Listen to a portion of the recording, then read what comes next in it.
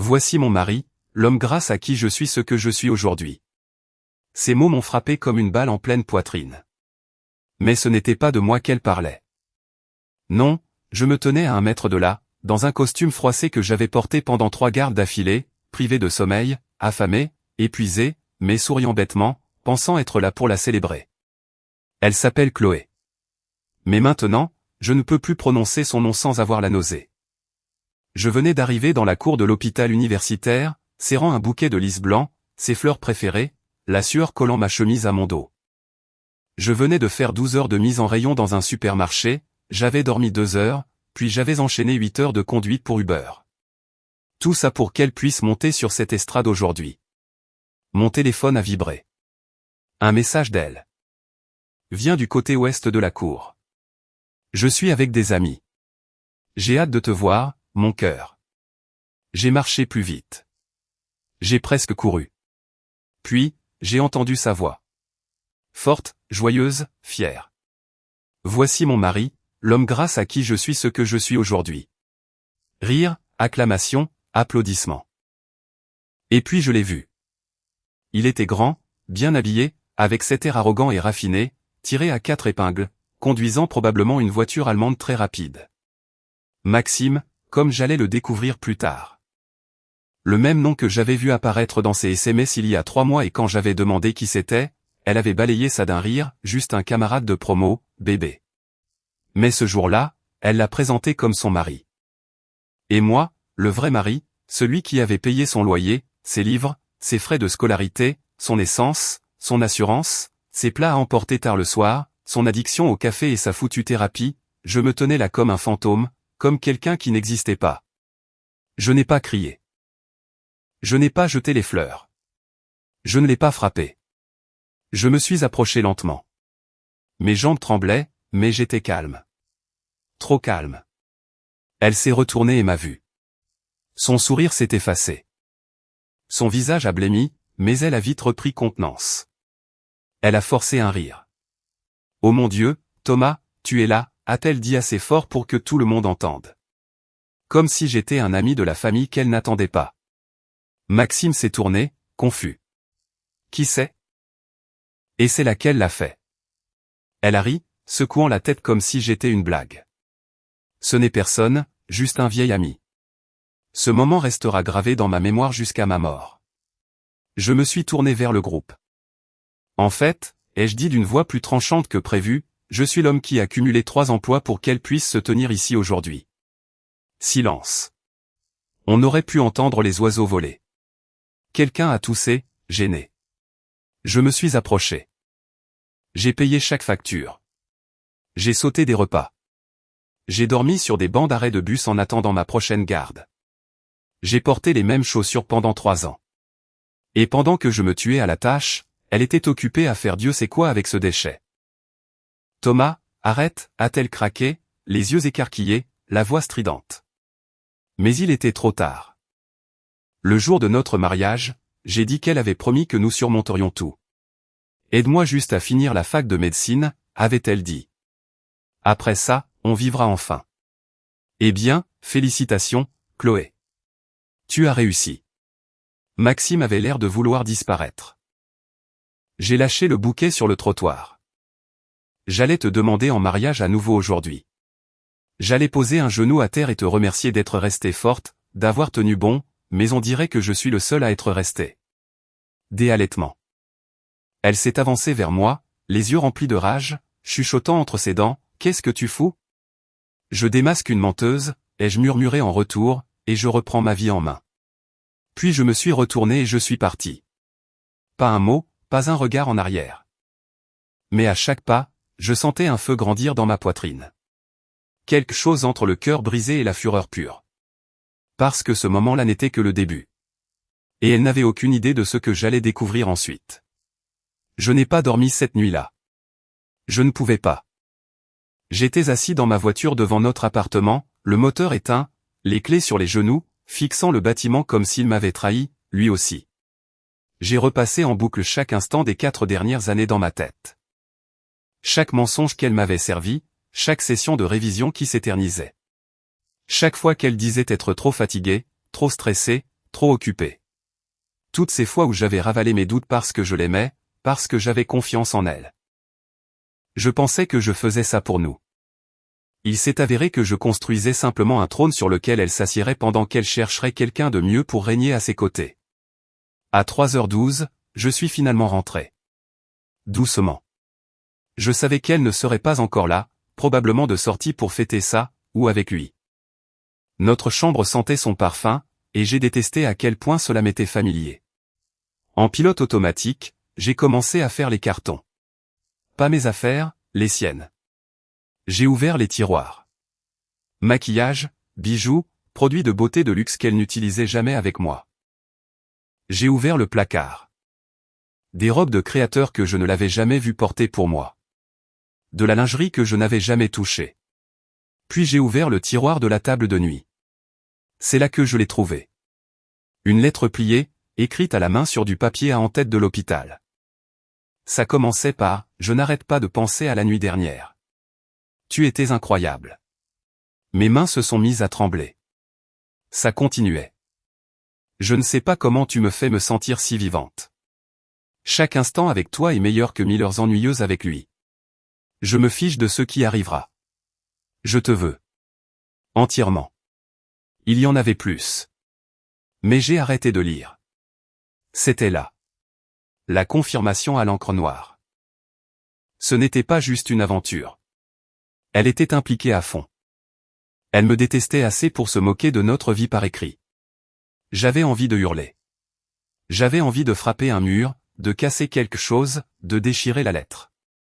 Mais au lieu de ça, je l'ai remise dans le tiroir, exactement là où je l'avais trouvée. Puis je me suis assis sur le lit et j'ai attendu. Elle est rentrée à 5h47. Le claquement de ses talons sur le sol du couloir, riant au téléphone avec quelqu'un, probablement lui. Quand elle m'a vu dans la chambre, tout son corps s'est crispé. « Thomas, qu'est-ce que tu fais là ?» Je me suis levé lentement, en attendant. Elle a levé les yeux au ciel et a jeté son sac sur la commode. « Écoute, si c'est pour aujourd'hui, j'allais t'expliquer. » « Ne fais pas ça. » J'ai levé la main. « Ne m'insulte pas plus que tu ne l'as déjà fait. » Elle a croisé les bras. « Bien. Qu'est-ce que tu veux ?» J'ai fait un signe de tête vers la table de nuit. « Tu as laissé un petit mot d'amour. C'est mignon de ta part. » Elle a cligné des yeux. Juste une seconde. Juste assez pour confirmer. « Tu as fouillé dans mes affaires ? Tu veux dire le tiroir que tu ne fermes pas à clé ? Celui à côté du lit que nous n'avons pas vraiment partagé depuis des mois. » Elle a soupiré. « Thomas, écoute. » « Non, toi écoute. Tu m'as renié publiquement après tout ce que j'ai fait pour toi. » J'ai paniqué, d'accord. A-t-elle aboyé. Maxime était là. Mes amis étaient là. Je ne voulais pas rendre la situation bizarre. Tu as dit à tout le monde qu'il était ton mari. Elle n'a pas répondu. Ce n'était pas de la panique, Chloé. C'était un choix. Ses yeux se sont plissés. Tu dramatises. Tu crois que tu es le seul à avoir sacrifié quelque chose ? Tu penses que faire ces boulots fait de toi un martyr ? Non, ai-je répondu. Mais ça ne fait certainement pas de moi personne. Elle a ricané, s'est détournée et a commencé à se changer comme si nous n'étions même pas en train d'avoir cette conversation. Comme si je ne venais pas de trouver une lettre prouvant qu'elle voyait un autre homme. Je l'ai regardé dézipper sa robe, sentant encore une eau de Cologne qui n'était pas la mienne. Elle m'a regardé par-dessus son épaule. Peut-être que si tu passais moins de temps à jouer les héros et plus de temps à être un homme, je n'aurais pas eu besoin d'aller voir ailleurs. Cette phrase a brisé quelque chose en moi. Je n'ai pas crié. Je n'ai pas pleuré. J'ai marché vers le placard, j'ai sorti un sac de sport et j'ai commencé à y jeter ses vêtements. Pliés avec soin, comme je le faisais quand je m'occupais de son linge avant ses examens, avant qu'elle n'oublie qui j'étais. « Qu'est-ce que tu fous ?» a-t-elle demandé. « Je fais tes valises. Tu as fait comprendre très clairement que tu n'habites plus ici. » Elle a ri. « Tu crois que tu peux me virer comme ça ? Tu es déjà parti. Je t'aide juste à finir le travail. » Elle a marché vers moi, furieuse, et a essayé d'attraper le sac, mais j'ai reculé. « Prends tes affaires. Tu as jusqu'au coucher du soleil. Après ça, je change les serrures. Thomas, sois sérieux. Je l'étais. Chaque jour, chaque nuit, chaque garde. Toi, tu ne l'étais pas. Maintenant, assume. Elle a ouvert la bouche à nouveau, mais aucun mot n'est sorti. Bien. Que le silence explique ce que ces mensonges n'ont jamais pu dire. Je suis sorti de la chambre et, pour la première fois depuis des années, je me suis senti libre. J'ai passé le reste de la matinée dans la cuisine, assis à la petite table où nous avions l'habitude de boire du café et de parler de nos rêves, les siens surtout. Je ne supportais pas l'idée de toucher à quoi que ce soit. Alors, je suis resté là, fixant le sol, écoutant chaque grincement de l'appartement pendant qu'elle s'affairait comme si elle en était encore la propriétaire. Vers midi, j'ai entendu sa valise heurter le sol du couloir. Elle la traînait, soufflant comme si elle était la victime dans tout ça. Je n'ai pas bougé. Je n'ai pas parlé. J'ai juste écouté. Avant de partir, elle s'est tenue dans l'encadrement de la porte et a dit, « Tu jettes la meilleure chose qui te soit jamais arrivée. » Je me suis tourné lentement, croisant son regard. C'est déjà ce que tu as fait. Et sur ce, elle est partie. La porte s'est refermée dans un clic. J'ai attendu une seconde. Puis, je me suis levé, je l'ai verrouillé et j'ai appuyé ma tête contre le bois. Le silence qui a suivi n'était pas paisible. Il était assourdissant, comme si tout ce que je n'avais pas dit au cours des 4 dernières années s'écrasait dans la pièce d'un seul coup.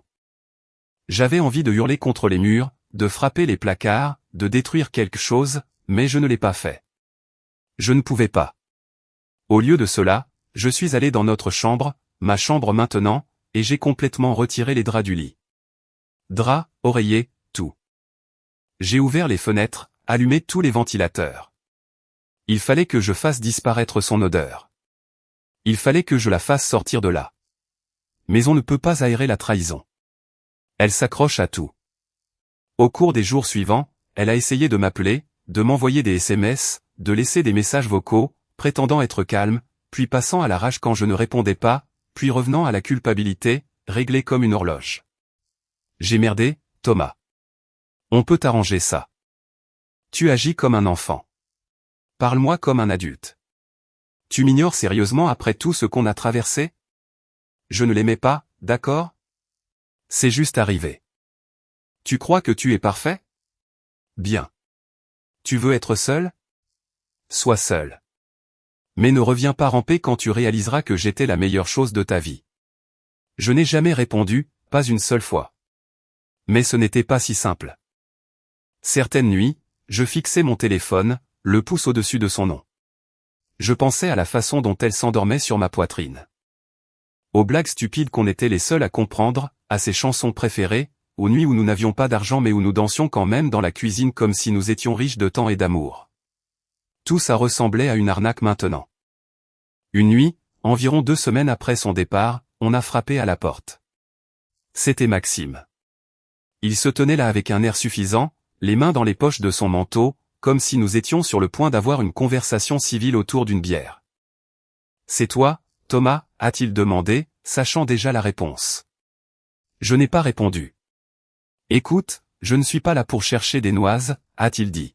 « Je pense juste que tu mérites d'entendre la vérité. » J'ai croisé les bras. « Tu veux dire ta version de la vérité ?» Il m'a fait un faux sourire. « Je ne savais pas pour toi. Pas au début. » Elle m'a dit qu'elle était séparée. Que les choses avec son mari étaient terminées. Qu'elle attendait juste les papiers. J'ai ri. Un classique. Elle m'a dit qu'elle se sentait coincée. Que tu étais contrôlant. Que tu ne soutenais pas ses rêves. Mon visage s'est crispé. Il a haussé les épaules. J'imagine que j'aurais dû m'en rendre compte. Mais elle a le don de vous faire croire les choses. Quoi qu'il en soit, j'ai tout arrêté. Elle n'arrête pas de harceler mon téléphone, elle aussi. Elle t'a dit que j'étais contrôlant. C'est ce qu'elle a dit. Je l'ai regardé dans les yeux. Sans ciller. J'ai cumulé 3 emplois. Je lui ai tout donné. Je l'ai laissé rêver pendant que je souffrais. Si c'est ça le contrôle, le monde tourne à l'envers. Il a hoché la tête. Je te crois maintenant. Je pensais juste que tu devais savoir quel genre de personne elle est vraiment. Elle me l'a déjà montré. Il a commencé à s'éloigner, puis s'est retourné. Elle va essayer de revenir vers toi. Les gens comme elle ne survivent pas sans quelqu'un sur qui s'accrocher. Fais attention, mec. J'ai fermé la porte au nez. Cette nuit-là, je n'ai pas pu dormir à nouveau. Pas à cause d'elle, à cause de moi. Parce que j'ai enfin dû me poser la question que j'évitais depuis le jour où elle m'avait humilié devant tout le monde. Comment diable n'avais-je rien vu? Comment avais-je raté les signes? Ou pire, comment les avais-je vus en la laissant me convaincre que l'amour signifiait la patience? Même quand on se fait traîner dans la boue. Ce n'était plus seulement une question de trahison de sa part. C'était chaque fois que j'avais ignoré mon instinct. Chaque fois que je m'étais dit, elle est juste fatiguée, ou elle est stressée, ou elle reviendra vers moi. Elle n'avait jamais eu l'intention de le faire. Et c'était ça, plus que tout, qui me déchirait de l'intérieur. Mais au cours de cette nuit d'insomnie, quelque chose en moi a commencé à s'endurcir. Pas de manière amère, mais de façon solide, réelle. Une partie de moi qui dormait depuis trop longtemps se réveillait. Je n'étais plus le pigeon. Elle s'en était assurée. 3 semaines ont passé. L'appartement semblait plus grand sans elle. Plus silencieux aussi, mais pas d'une manière paisible. C'était le genre de silence qui vous rappelle que quelque chose a vécu là. Quelque chose de bruyant, de désordonné et d'humain. Maintenant, il n'y avait plus que moi et l'écho de tout ce qu'elle avait dit. De chaque mensonge. J'ai commencé à nettoyer de manière obsessionnelle. Pas parce que ça me tenait à cœur, mais parce que j'avais besoin d'avoir le contrôle sur quelque chose. J'ai mis dans des cartons les restes de ces baumes à lèvres qui traînaient dans les tiroirs, ces pinces à cheveux sur l'évier, ces stupides post-it de motivation sur le frigo. Pousse-toi à bout parce que personne d'autre ne le fera pour toi. L'ironie me donnait envie de rire et de hurler en même temps. J'ai trouvé ces manuels de médecine sous le canapé. Ceux-là même sur lesquels je l'interrogeais pendant qu'elle posait sa tête sur mes genoux. Je les ai balancés à la benne le soir même. Mais peu importe mes efforts pour la purger de l'appartement, je ne pouvais pas la chasser de ma tête. Ça a changé le jour où j'ai reçu un message de son amie Sophie. Elle et Chloé étaient très proches pendant la fac de médecine. Même cours, même stage. Je n'avais pas parlé à Sophie depuis des mois. Mais dès que j'ai vu son nom s'afficher, j'ai eu la boule au ventre. Salut Thomas. Je sais que c'est inattendu, mais je pense que tu devrais voir ça. Je suis désolé d'avoir mis autant de temps. En pièce jointe se trouvait une capture d'écran d'une discussion de groupe entre filles. L'une d'elles, Chloé. Les messages dataient de 2 mois avant la remise des diplômes. Chloé, si Thomas le découvre, je jure que je pleurerai et je dirai que j'étais dépassé par la fac. Il le croira. Il le fait toujours. Une autre fille, meuf, il cumule 3 boulots pour toi. Chloé, c'est son choix. Je ne lui ai pas demandé de faire le martyr désespéré. J'ai besoin de quelqu'un qui me fasse vraiment ressentir quelque chose. En plus, Maxime sait ce qu'il fait au lit. Thomas, c'est du genre, bien, j'imagine, mais pas à ce niveau. J'ai fixé ce message pendant un long moment. Pas seulement parce que ça faisait mal, mais parce que ça confirmait tout. Le manque de respect n'était pas seulement privé. Elle prenait plaisir à me faire passer pour un idiot. Elle en riait avec ses amis. Elle me traitait comme un paillasson avec un chéquier. J'ai appelé Sophie. Elle a répondu immédiatement. Je suis tellement désolé, Thomas. Je ne savais pas comment te le dire. Je voulais rester en dehors de ça, mais après ce qu'elle t'a fait à la remise des diplômes, je ne pouvais plus garder le silence. Je suis resté silencieux un instant, puis j'ai dit, est-ce qu'elle m'a déjà aimé? Sophie a soupiré. Je pense qu'elle a aimé l'idée de toi. Quelqu'un qui donnait tout et ne demandait rien. Cela m'a frappé plus durement que je ne m'y attendais. Sophie a continué, Chloé a toujours voulu être perçue comme la victime, même quand c'était elle qui brisait les cœurs. Elle parlait de monter en gamme depuis un moment maintenant. Monter en gamme, ai-je marmonné. Elle n'a jamais été digne de toi, a dit Sophie. Aucune de nous ne pouvait le dire à l'époque, mais on le voyait toutes. Cette nuit-là, je me suis assis dans le noir avec une bouteille de whisky bon marché et j'ai fixé un mur vide. Pas de musique, pas de distraction, juste moi et le poids de chaque vérité que j'avais évitée. Elle n'a pas cessé de m'aimer. Elle ne m'a jamais aimé pour ce que j'étais. Elle a juste aimé ce que je pouvais faire pour elle. L'effort, le sacrifice, la loyauté, c'était une monnaie d'échange pour elle. Et au moment où j'ai cessé d'être utile, elle m'a remplacé. Le lendemain matin, j'ai fait quelque chose que je n'aurais jamais cru faire, j'ai appelé mon patron et j'ai démissionné de l'un de mes emplois. Je n'avais plus besoin de me briser pour quelqu'un qui n'était même pas là. J'avais trimé sans arrêt. Et pourquoi? Je n'ai pas ressenti de soulagement. Je me suis senti comme un homme s'extirpant d'un accident dont il ignorait faire partie. Mais le plus surprenant, c'est que je ne voulais pas me venger. Pas encore. Ce que je voulais, c'était la vérité. Toute la vérité. Je voulais savoir jusqu'où allait le gouffre, sur quoi d'autre elle avait menti, qui d'autre elle avait dupé. Et je n'avais aucune idée que, dans les 48 heures, j'allais découvrir quelque chose qui ferait passer chaque trahison subie jusque-là pour une broutille. Parce que Chloé n'en avait pas fini avec moi. Pas du tout. J'ai reçu l'appel 2 jours plus tard. Numéro masqué. Normalement, je n'aurais pas répondu, mais quelque chose m'a dit de le faire. Thomas? Une voix de femme. Tendue. Sérieuse. Je suis la capitaine Béatrice Moreau. Je dois vous poser quelques questions concernant votre femme, Chloé. Cette seule phrase a frappé plus fort que tous les coups que la vie m'avait donnés au cours du mois passé. Elle n'est plus ma femme, ai-je répondu instinctivement. De quoi s'agit-il? Je dois confirmer quelques éléments avec vous en personne, a-t-elle répondu. De préférence aujourd'hui. Cela concerne un homme du nom de Maxime Leroy. Mon sang s'est glacé. Nous nous sommes rencontrés au commissariat 1 heure plus tard. Elle m'a guidé dans un couloir étroit, le long de murs écaillés et de néons bourdonnants, jusqu'à une petite pièce sans fenêtre qui donnait l'impression d'avoir vu trop de personnes brisées s'asseoir sur de trop nombreuses chaises cassées. Elle a fait glisser un dossier de l'autre côté de la table. Monsieur Leroy a été arrêté la nuit dernière dans un bar du quartier de la Bastille. Trouble à l'ordre public, rébellion et possession de stupéfiants. Je n'ai rien dit. Je n'étais pas surpris. D'une certaine manière tordue, j'attendais que le couperet tombe. Elle a continué, lorsqu'il a été amené ici, il a mentionné votre femme. Il a dit qu'elle était impliquée dans quelque chose de plus gros. Que s'il tombait, il ne tomberait pas seul. J'ai haussé un sourcil. Qu'est-ce que ça veut dire, bon sang? C'est ce que nous essayons de comprendre, a dit Moreau en ouvrant le dossier. À l'intérieur, il y avait des captures d'écran imprimées, des relevés bancaires et des photographies. Et en plein milieu, le visage de Chloé capturé par des images de vidéosurveillance. Elle sortait d'une clinique en riant, bras dessus bras dessous avec Maxime. Vous reconnaissez cet endroit, a demandé Moreau. J'ai plissé les yeux. Non. Qu'est-ce que c'est? Un laboratoire de diagnostic privé, a-t-elle dit. Pas de registre public. Paiement en espèces uniquement. Connu pour falsifier des résultats de tests, généralement pour des fraudes à l'immigration, parfois pour des escroqueries à l'assurance. Mon pouce est accéléré. Êtes-vous en train de dire qu'elle était impliquée dans une fraude? Elle vous a désigné comme co-emprunteur pour plusieurs lignes de crédit.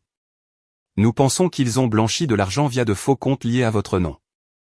C'est pourquoi nous avons besoin de votre coopération. Vous pourriez être tenu responsable d'une dette à 6 chiffres dont vous n'étiez même pas au courant. Je me suis calé au fond de ma chaise, abasourdi. Pas seulement des trahisons, pas seulement des mensonges, mais des crimes. Et j'étais le pigeon qu'elle avait piégé pour porter le chapeau.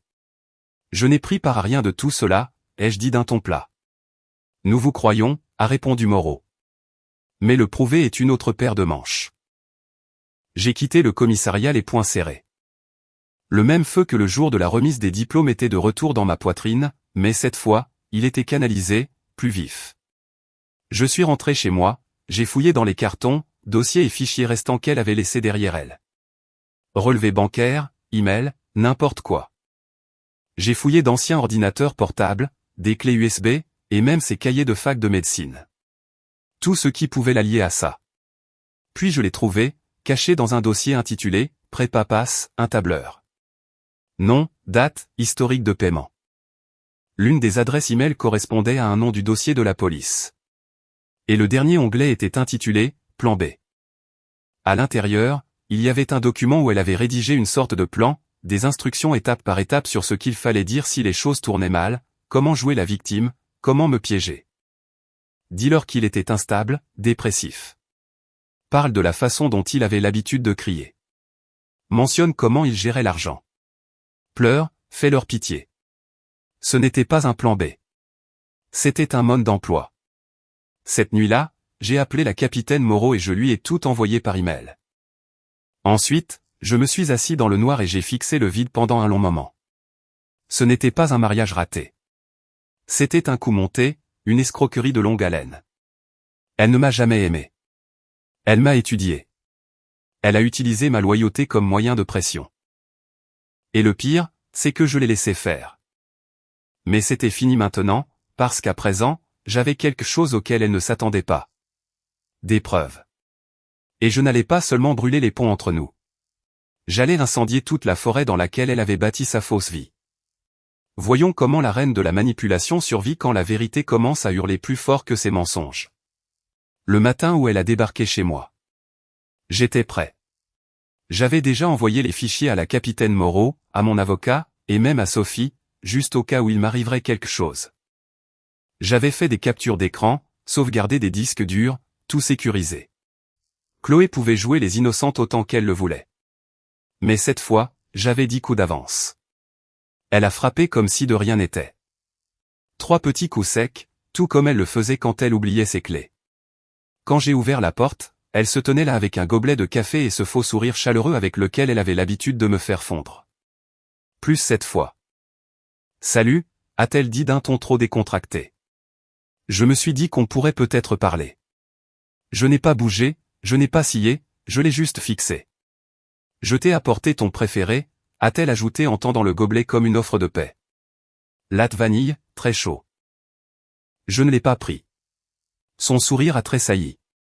Chloé, qu'est-ce que tu veux? Elle a soupiré, a reculé légèrement, comme si j'étais déraisonnable. Je pense juste que toute cette histoire est allée trop loin. Je veux dire, on s'est aimé autrefois, non? On peut au moins parler comme des adultes. Tu m'as piégé pour fraude financière. Son visage a tressailli à nouveau, juste une fraction de seconde, mais je l'ai vu. Ne dramatise pas, a-t-elle dit, la voix tendue. Tu sais à quel point tout était devenu compliqué. J'étais sous pression. Maxime me manipulait aussi. Je ne voulais rien de tout ça. Je me suis appuyé contre l'encadrement de la porte, les bras croisés. Tu as écrit un plan de secours au cas où je te surprendrais. Tu as pratiqué tes larmes devant le miroir. Tu t'es moqué de moi auprès de tes amis comme si j'étais un chien attendant des restes. Elle a réessayé. Thomas, j'ai fait une connerie. Je l'admets. Mais nous ne sommes pas obligés de gâcher nos 2 vies pour ça. Je veux dire, je pourrais dire que j'ai falsifié ton nom. Tu serais tiré d'affaire. On pourrait arranger ça ensemble. Je l'ai regardé droit dans les yeux. Tu n'es pas ici pour arranger quoi que ce soit. Tu es là parce que Maxime a balancé et que tu as peur. Elle a sursauté comme si je l'avais giflé. Puis, un instant, le masque est tombé. Personne ne te croira, a-t-elle craché, d'une voix basse et froide. Tu crois qu'ils en auront quelque chose à faire de tes petits dossiers? Tu es un mec qui faisait 3 boulots de merde et qui a pété un câble quand sa femme a réussi. Je suis une future médecin. C'est moi qu'ils croiront. C'était sa vraie voix. Pas de charme, pas de douceur, que du venin. Je me suis avancé. Bien. Alors ça ne te dérangera pas de découvrir ce dont est capable un homme qui n'a plus rien à perdre. Elle s'est figée. Tu as essayé de me détruire en silence, ai-je continué. Tu aurais dû finir le travail, car maintenant je ne me contente plus de te quitter. Je vais m'assurer que tout le monde voit ce que tu es vraiment. Elle est restée là, respirant bruyamment, les pupilles contractées. Puis, tout à coup, elle a repris son rôle. Tu fais une erreur, Thomas. J'ai secoué la tête. Non, Chloé, c'est toi. Je lui ai fermé la porte au nez. 1 heure plus tard, Moreau a appelé. Nous avons arrêté 2 des employés du laboratoire. L'un d'eux a balancé le nom de votre femme. L'autre a affirmé qu'elle livrait personnellement des paiements en espèces. Des paiements liés à votre compte. Thomas, je crois que vous venez de vous sauver la mise. J'ai ri amèrement. Ce n'était pas le but. Je voulais juste arrêter de saigner. Nous aurons besoin de votre témoignage complet. Vous l'aurez. Après l'appel, je me suis assis dans le silence, encore une fois. Seulement cette fois, c'était différent. Il n'y avait pas d'attente, plus de questionnement, juste de la clarté. Elle a essayé de me rayer de l'histoire de sa réussite. Mais maintenant, c'est l'histoire qui a changé. Elle sera toujours célèbre, mais pour la vérité. Et moi, je suis enfin libre. Mais la liberté a un prix. On ne se remet pas de ce genre de choses sans y laisser des plumes. On s'en sort plus intelligent, plus froid, et beaucoup, beaucoup plus dangereux pour quiconque penserait pouvoir se jouer de nous à nouveau. 2 semaines plus tard, je me suis assis dans un tribunal. Pas par choix, mais par obligation. Chloé était assise 3 rangées devant moi, vêtue comme l'innocence incarnée, blazer blanc, cheveux tirés en arrière, pas de maquillage, le visage pâle. Exactement comme son avocat lui avait dit de se présenter, comme une femme incomprise et dépassée, essayant simplement de survivre. Mais elle ne tremblait plus. Non, elle était assise là, calme, tapotant son stylo contre la table comme si ce n'était qu'un autre amphithéâtre de la fac. Elle ne s'est pas retournée une seule fois pour me regarder. Peut-être qu'elle n'en a pas eu le cran. Ou peut-être pensait-elle que je ne comptais plus. Son avocat s'est levé et a prononcé une déclaration soigneusement répétée. Ma cliente a été manipulée par un homme qui l'a utilisée à des fins d'enrichissement financier. Elle le craignait et, dans son désespoir, elle a commis des erreurs. Des erreurs mineures, certainement pas criminelles. J'ai eu envie de rire. Mineures. Elle avait essayé de m'enterrer sous une dette à 6 chiffres. De signer mon nom sur des documents que je n'avais jamais vus. Elle avait menti aux flics. Menti au tribunal. Menti à tout le monde. Mais maintenant, les mensonges se fissuraient. La capitaine Moreau a livré son témoignage comme une femme au nerf d'acier. Calme, claire, brutale. Sophie est venue aussi. Dieu la bénisse. Elle s'est assise en tremblant à la barre des témoins, mais elle a tout de même dit la vérité. Elle a lu la discussion de groupe à voix haute. Sa voix tremblante mais forte. Le juge n'a pas dit grand-chose ce jour-là, il a juste écouté. Mais je le voyais dans ses yeux. Il avait percé Chloé à jour. Tout le monde le pouvait désormais. Plus tard dans la soirée, je me tenais dans mon salon, regardant par la fenêtre les lumières de la ville vaciller comme des étoiles mourantes. Mon téléphone a vibré sur la table. Encore un numéro masqué. J'ai répondu sans réfléchir. J'espère que tu es fier de toi, a sifflé la voix de Chloé. Tu es content maintenant? Tu m'as traîné dans la boue. Tu as fait de tout ça un véritable cirque. Tu as fait ça toute seule. Tu as ruiné ma vie. Non, ai-je répondu, j'ai juste refusé de te laisser ruiner la mienne. Silence. Puis elle a ri, mais ce n'était pas son rire faux habituel. Celui-ci était sombre, amer. Tu crois que c'est fini? Même si je suis condamné, les gens oublieront. Je rebondirai. Toi, tu seras toujours l'ex-pitoyable qui cumulait 3 boulots et qui s'est quand même fait larguer.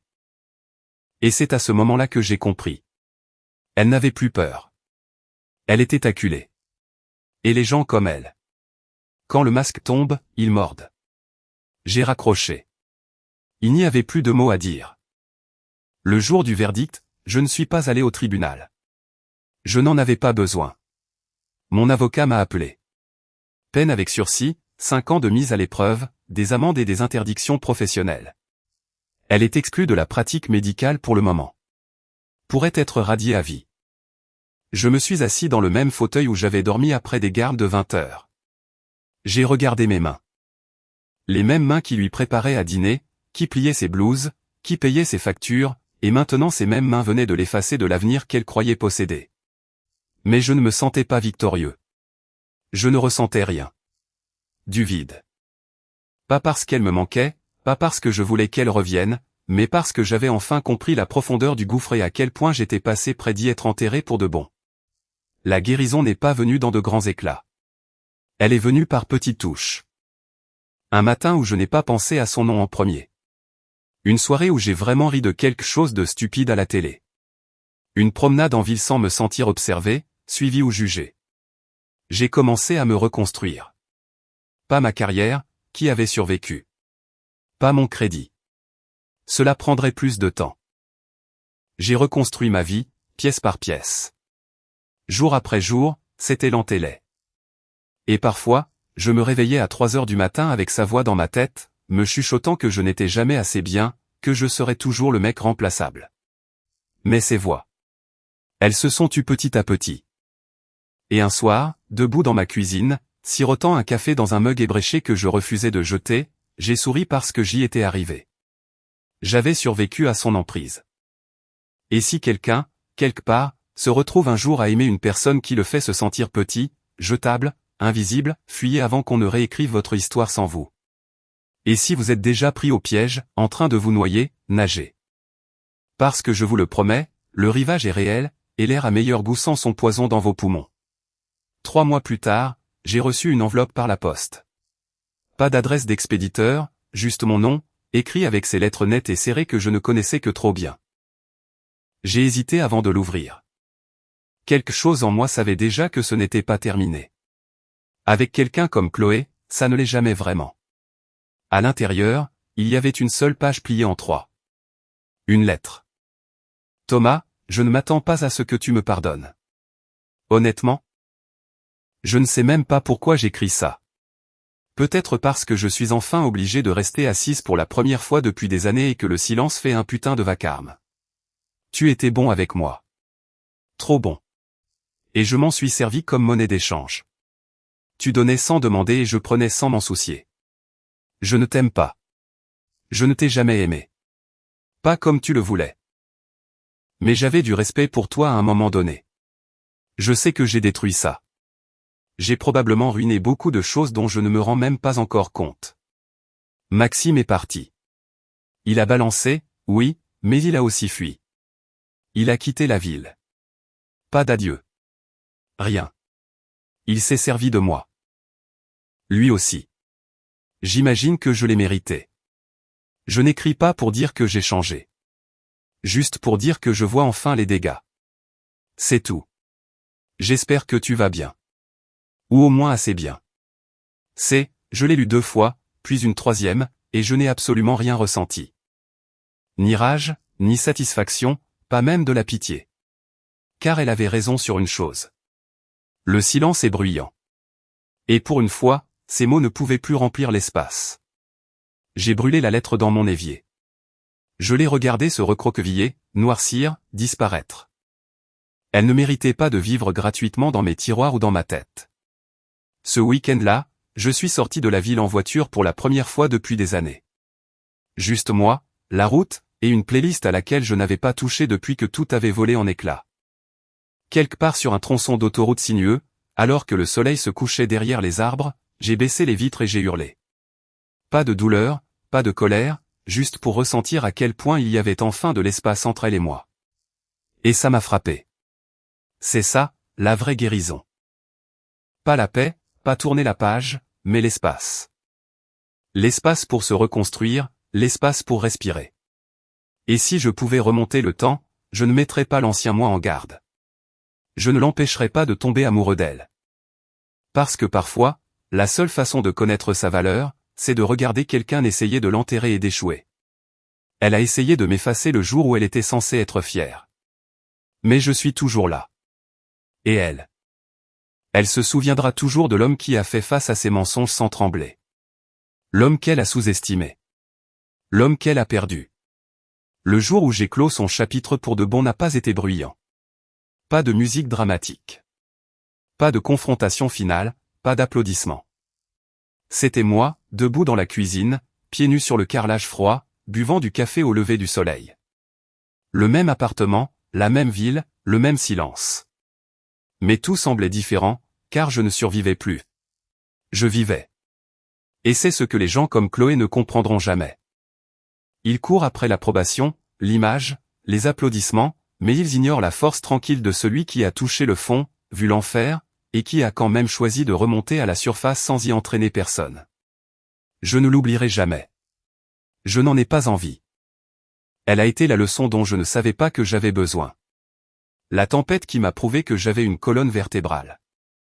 À tous ceux qui vivent dans l'ombre de la manipulation de quelqu'un, de ses mensonges, de son faux amour déguisé en sacrifice, marchez, courez, rampez s'il le faut, mais fuyez. Vous perdrez des morceaux de vous-même, oui, mais ce qui repoussera sera vrai, inébranlable, pur. Et un jour, quand ils essaieront de vous atteindre à nouveau à travers une lettre, un souvenir, un murmure dans votre tête, vous sourirez comme je l'ai fait. Non pas parce qu'il vous manque, mais parce que vous y avez survécu. Et ça, mon ami, c'est votre ultime vengeance.